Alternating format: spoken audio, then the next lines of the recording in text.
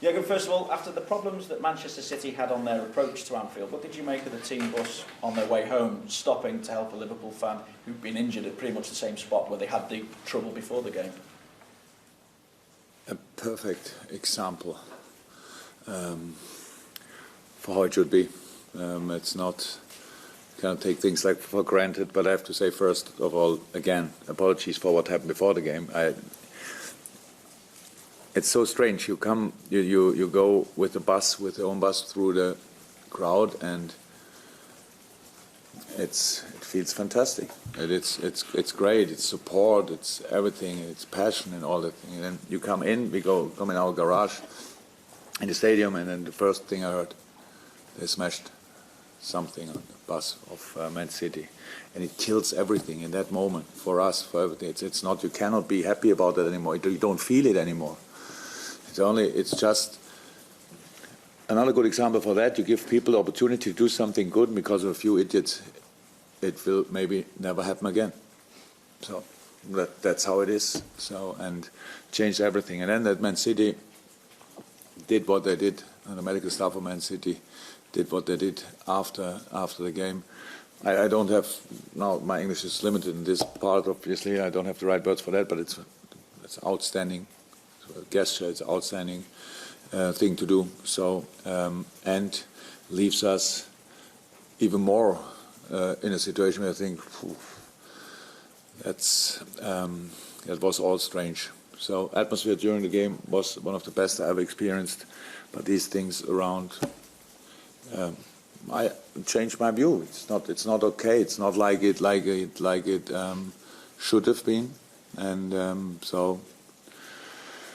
Yeah, nothing else to say about this. After the game, we spoke about the injury to Mo Salah. Has he been receiving treatment in some kind of oxygen chamber to speed up recovery, and just how serious is that injury for him? So first of all, I don't think that it makes sense when we start talking here about what we do with the boys in rehab. So that would be maybe another place we have to talk about that. But of course, you can imagine that we tried everything to make him available. And still 24 hours to go, so pretty much 23 hours to go until we start, so let's see what happens. You yourself are unbeaten in Merseyside derbies. Is that another indication of the importance that you put on these kind of occasions? Oh, it's again a sign of the quality of my team and the character of the boys, and that we were in these games always spot on. None of them were easy, especially in the preparation. It's always difficult. You wish I would have said it. You wish you could prepare a game like this with 1 week training, stuff like that, because the importance of football is all in the people's mind. It's not that there's something really important in football. It's only what we make of it. And so the derby is the most important game for all the people, and so that's how we have to take it. We do the job. And the people have the dreams and the expectations and all that stuff. So an ambition, we have them as well in the league with all the games. But in this very special game, we have to show up. And nobody cares how difficult it is for the one or the other side. You have to deliver, and we know that. And that's what we want to try. Thanks, Simon. How difficult a job do you have now in terms of your team selection, given the injury problems that you may or may not have going into it as well, and also trying to balance this game, next game, and knowing 4 wins is enough to get that top 4 finish in the Premier League. So how tough is this decision going to be in terms of your team selection now? Not too much because of rotation or whatever. We have already a difficult situation. Everybody knows that. We have, if you lose a centre half out of the blue, if you lose then a centre mid in the same week, pretty much, another fullback centre half with the international break, and then another centre mid in around the international break. So it's not nothing. It's not really cool. And so now we have still the same number of games what we would have had with them. So of course we have to consider pretty much everything. But at the end as well, we need to have a lineup which gives us the opportunity to win the game, and that's what we will try. And in terms of that opportunity, Danny Ings edging back to full fitness and almost getting there. He's never started under your reign here. What is his opportunity looking like for this weekend? I'm sorry for that, but that would mean that it's a good moment. Thank God Danny is here and in a good shape. So I would say I would not guarantee it, but it doesn't look too bad that he could start tomorrow. That's great for him, isn't it? Great for me as well. Just in terms then, kind of a quick look at the injuries. Is that okay? Or It's is it okay. I only have the not too much to say about it. That's two reasons. I don't want to give any information away. That's the first one, and the other one, we want to wait a little bit. So that's all. We have a few hours to go until we go in the hotel. We have a few more hours until the game is the ref starts the game. So you will see who is available and who is not available when you see the lineup tomorrow, because it's not really about rotation or something like that. We need to find solutions, how it always is.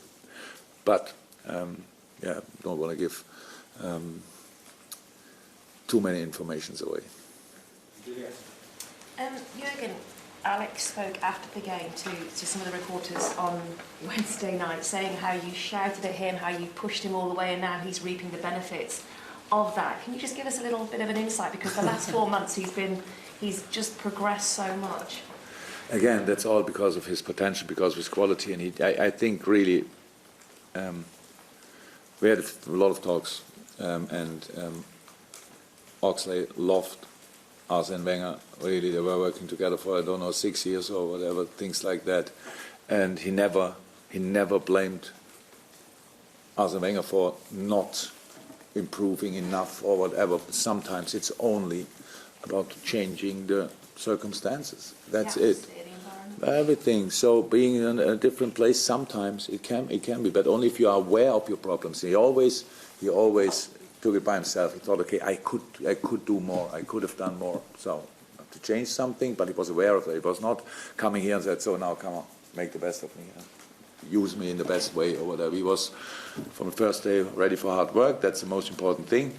And so because of these new things, he experienced this, of course, a different style of football. It's not more Oxlade-Chamberlain football or whatever. It's only different, and that gives you then the opportunity to do a few things not like you are used to. No, you have to do them in a new way, and that obviously helped him. And that's what we were hoping for, that when he comes here, that he can make the next step with us. But it was never because of Arsenal, never because of Arsene. It was always only because some things didn't work out that well anymore. It was never bad. It was never bad, only because Oxlade was as a kid that outstanding talent. People said, yeah, but it was not exactly what we would have imagined. And he is an outstanding talent still. And yes, still a lot of things to improve. No problem with that. But that's it. In what way can he improve then? Is this everything? Pretty much everything. We cannot make him quicker. We don't have to. We cannot really work on his technical, not tactical, on his technical ability. He is on highest level already, and now using them in the right moment, in the right spaces, in the right situations, making the best decisions you can make. That's all what all players can improve, and that's where he can improve, of course, as well. James? You showed your willingness the other night to use youth, or to at least put youth on the bench in Conor Masterson. Is there the chance we could see more youth in the squad this weekend? And could you talk a bit about the confidence you have in dipping into that if and when you need it?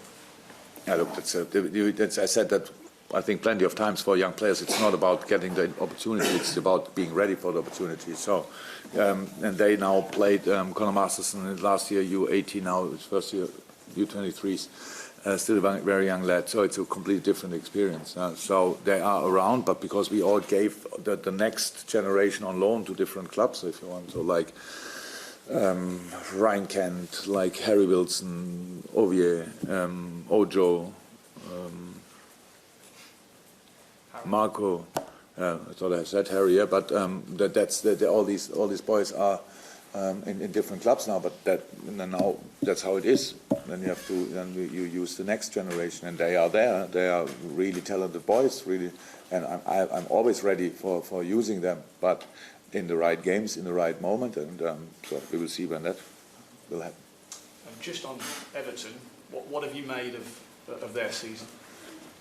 I have nothing to make about their season. It's not my job. It's only that I know for this weekend they will be motivated on highest level. They have a very good home record. They, if they struggle, I don't know if they see it like that. And it was a little bit more away, but now they won at Stoke. And since then, I think they won the last 2 in a row. I'm not 100%. Probably yes, away game and now home game. Was Man City there, right? But that's a different game, obviously. And so that's it. They are, I think, from a really good team, and have now with the Bolassis back, Walcott, new signing, Tosun in a good moment. So we have pretty much all together, apart, I think Sigurdsson probably is still injured. But that's a good football team. In defense, very experienced, all that stuff. And then I think that each Evertonian thinks at Goodison there must be a few extra % of desire and stuff like that. So we need to be ready for that 100%. But I hope at the end it still is a football game. So that we really, I think in the last few years it was always a little bit like that. That was at least one very harsh challenge, overly harsh challenge, which I think in all the derbies I played so far, one thought always I have to do it a little bit overly hard. I hope we can go through that team without that, because we all have our targets and stuff like that, and we all need the players for that. But being ready for hard challenges, 100%. You need to be there. That's a derby, so we need to be on fire again and as well, and then we have a good chance there. Carl. Diego. I know you said there's still 23 hours to go, but with it being the derby, how cautious would you have to be with Mo in terms of his consideration for tomorrow? If it wouldn't be the derby or what? No, because it is the derby and it is such a big game. I cannot make Mo available because it's a derby. I would never do that. It's not possible. You cannot push a player through a game only because I don't even think any of our supporters wanted to do that. So if he's a doubt, he will not be involved. That's how it is. That's all. That's how it is with all of them. If they are not 100% fit, they cannot be involved. No, but that's all. But I would not rest the player with absolutely nothing. So with absolutely no problem, because that's our situation. We are used to play all 3 days. That's not the problem. And, nothing to do with Mo or any other player. It would be always the same decision. You are available, you're involved. You are not available, you're not involved. So your thinking isn't, I know it usually isn't, but isn't skewed by the fact you've got City on Tuesday? You cannot do it like this, because you have no clue that everything can happen overnight. So player can get ill or something like that. The only way to really work in his job is to be focused always on the next game, and that's Everton. And after the game, you have to see what you can do with that. Then I said it before. The next game is never the reason for rotation. It's always the last game. So if I think after last game we have to do this or that, then we will do it. But it's never anything to do with the next game. Anything planned to mention? Okay, guys, thank you very much for that. Thank you, everyone. Welcome.